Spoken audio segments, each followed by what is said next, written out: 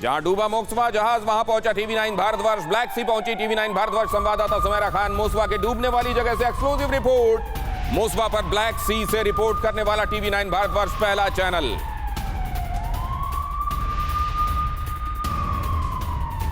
TV9 Bharatvarsh आप पहुंचा है ओडेसा।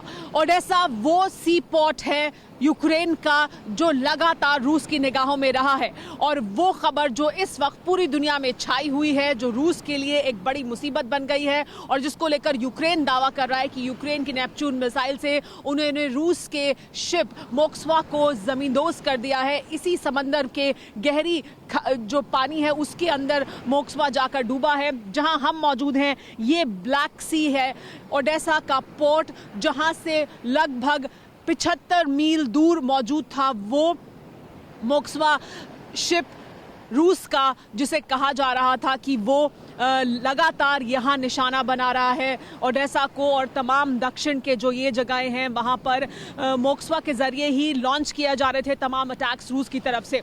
लेकिन अब जाहिर सी बात है, ऐसे माना जा रहा है कि रूस के लिए बड़ा नुकसान है मोक्सवा को इस तरह से गंवा देना। हालांकि रूस अभी तक स्वीकार नहीं कर रहा है कि यूक्रेन की तरफ से किए गए हमले में ही ऐसा हुआ है, लेकिन यूक्रेन का दावा यही है कि यूक्रेन ने नेपच्यून मिसाइल से ये बड़ी उपलब्धि हासिल की है। इसे एक बड़े नुकसान के तौर पर रूस के लिए देखा जा रहा है और यूक्रेन के लिए इसे एक बड़ी उपलब्धि के तौर पर देखा जा रहा है। हम यहाँ ओडेसा पहुंचे हैं और ओडेसा की अहमियत बहुत ज़्यादा है इस युद्ध में। रूस यूक्रेन के युद्ध में ओडेसा की अहमियत बहुत ज़्यादा है, क्योंकि अभी तक ये वो जगह है जहाँ सबसे पहले जब रूस ने युद्ध की शुरुआत की तो सबसे पहले यहीं ओडेसा पर निशाना साधा गया था रूस की तरफ से।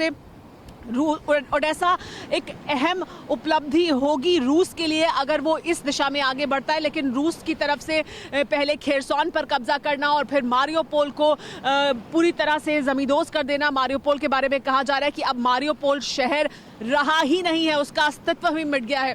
तो ये वो जगह है जो अभी तक यूक्रेन के कब्जे में तो ज़रूर है, लेकिन रूस की निगाहें इस जगह पर टिकी हुई हैं। साथ ही ये जो पोर्ट सिटी है ओडेसा, इसकी अहमियत इस तरह से भी समझी जा सकती है कि तब जबकि क्रीमिया पर रूस ने कब्जा किया, क्रीमिया में सेवेस्टोपोल वो जगह है जहां पर पहले नेवल बेस हुआ करता था यूक्रेन का, लेकिन वहां पर रूस के कब्जे के बाद यूक्रेन का जो बेस है नेवल बेस वो यहाँ ओडेसा में शिफ्ट हो गया है। तो यूक्रेन के लिए ओडेसा एक बहुत अहमियत की जगह है और इसी वजह से इस युद्ध में, रूस यूक्रेन के युद्ध में, ओडेसा रूस के लिए भी बहुत ज़्यादा अहमियत रखता है। और इसी वजह से ऐसा कहा जा रहा है कि अब जबकि दक्षिण में और पूर्व में दोनों जगहों पर रूस अटैक को बढ़ा रहा है, तो ये वो एक जगह है जहां वो खेरसॉन और मारियोपोल के बाद जो निकोलेव या मिकोलेव जिसे हम कहते हैं वहां पर अटैक कर रहा है, और उसके बाद ओडेसा भी लगातार निशाने पर है रूस के। तो किस तरह से इस जगह की अहमियत है वो इस युद्ध में हम साफ तौर पर जानते हैं, और यहीं पर टीवी9 भारतवर्ष पहुंचा है आपको बताने के लिए और दिखाने के लिए कि दरअसल इस जगह की अहमियत, ओडेसा की अहमियत कितनी ज़्यादा है। काला सागर के ठीक किनारे पर स्थित ये वो जगह है।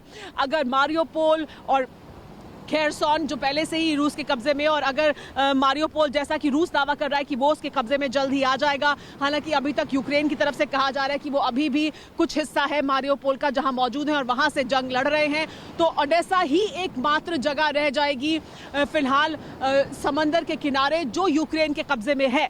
लेकिन क्या रूस इसे भी यूक्रेन के कब्जे में रहने देना चाहता है या युद्ध को यहां तक भी आगे बढ़ाएगा, क्योंकि इसके आसपास के तमाम इलाकों पर लगातार रूस की तरफ से हमले किए जा रहे हैं। तो इस जगह की अहमियत, ओडेसा की अहमियत बहुत ज्यादा है इस युद्ध में। अगर इस ओर आगे और बढ़ता है रूस तो ये वो जगह होगी जिसे वो जरूर कब्जाना चाहेगा। और शुरुआत में जिस तरह से यहां हमले किए गए थे, रूस का प्लान भी यही दिखाई दे रहा था, लेकिन अभी मारियोपोल और खेरसॉन की तरफ उसका ध्यान ज्यादा है या निकोलेव की तरफ ध्यान ज्यादा है। लेकिन उसके बाद ये भी वो जगह है जहां जरूर रूस का निशाना लगातार लगता रहा है, इस जगह को निशाने पर लेता रहा है रूस। और अभी मोक्सवा जिस तरह से डूबा है समंदर में जाकर, उसके बाद बताया ये जा रहा है कि पुतिन बौखलाए हुए हैं और पुतिन को जाहिर सी बात है दुनिया के सामने जिस तरह की छवि वो अपनी रखना चाहते हैं उस छवि को बड़ा नुकसान पहुंचा है, एक बड़े नुकसान के साथ मोक्सवा के। तो क्या उसके बाद एक बार फिर निशाने पर आएगा ओडेसा, ये बड़ा सवाल ज़रूर है। यहाँ पर लगातार इससे पहले भी रूस की तरफ से हमले किए जाते रहे हैं। और आपको अब हम मैप के जरिए दिखाने जा रहे हैं कि ऐसे खत्म हो गया मॉस्को वॉरशिप, जिसको लेकर रशिया हैरान है, परेशान है और गुस्से में है रूस के राष्ट्रपति पुतिन। तो देखिए कैसे ये खत्म हुआ, इसकी डिटेल आपको बताते हैं। दरअसल ये ब्लैक सी में ये मॉस्को शिप तैनात था और वहीं से यूक्रेन को चुनौती दे रहा था और यूक्रेन के आर्मी के लिए, यूक्रेन की नेवी के लिए मुश्किल बना हुआ था खेरसोन। और इसके साथ ही आपको बताते चले खेरसोन, ओडेसा, ये ब्लैक सी में ये तैनात था और उसी दौरान इस पर यूक्रेनी आर्मी ने मिसाइल से हमला किया और हमले में ये पूरी तरह से डिस्ट्रॉय हो गया और जिसको लेकर रशिया और यूक्रेन में तनी हुई है और 2 नेपच्यून मिसाइल से वॉरशिप पर हमला किया गया और साथ ही इसको लेकर बहुत ज्यादा तनाव अब एक बार फिर से बढ़ गया है। और साथ ही आपको बताते चले कि रूसी मॉस्को के साथ क्या हुआ, इसकी डिटेल भी आपको समझाते चले कि आखिर दरअसल ऐसा क्या हुआ कि इतनी बड़ी वॉरशिप इस तरह से तबाह हो गई। रूस की वॉरशिप मॉस्को काला सागर में डूब गई। यूक्रेनी हमले में रूसी वॉरशिप पूरी तरह से तबाह हो गई। 2 मिसाइलों ने वॉरशिप को तहस नहस कर दिया और नेपच्यून वो मिसाइल है जिसके जरिए यूक्रेनियन आर्मी ने इसको निशाना बनाया और इस पर लगभग 500 से ज्यादा जो फोर्सेस थी रशियन वो तैनात थी, जिसमें से दावा किया जा रहा है कि सिर्फ 58 को बचाया गया, बाकी लोग मारे गए। और आपको बताते चले कि रूसी मॉस्को के साथ क्या हुआ था। यूक्रेनी हमले में रूसी वॉरशिप तबाह हो गया, जबकि रूस इस पर सफाई दे रहा है कि समंदर में तूफान की वजह से डूबा। दोनों देश अलग अलग दावे मॉस्को को लेकर कर रहे हैं। यूक्रेन कह रहा है कि 2 मिसाइलों ने वॉरशिप को तहस नहस किया, जबकि रूस ये कह रहा है कि वॉरशिप में आग लग गई जिसकी वजह से जहाज को नुकसान हुआ और उसका जहाज डूब गया।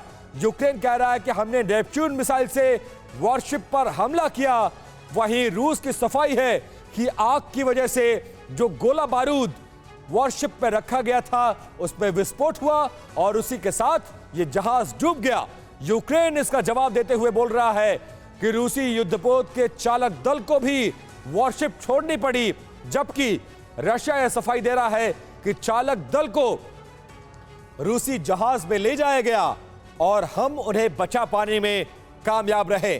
तो दोनों देशों के राष्ट्राध्यक्षों के ये दलीलें हैं जो मॉस्को वॉरशिप पर सामने आई है और इस वॉरशिप पर अब तनातनी बढ़ गई है।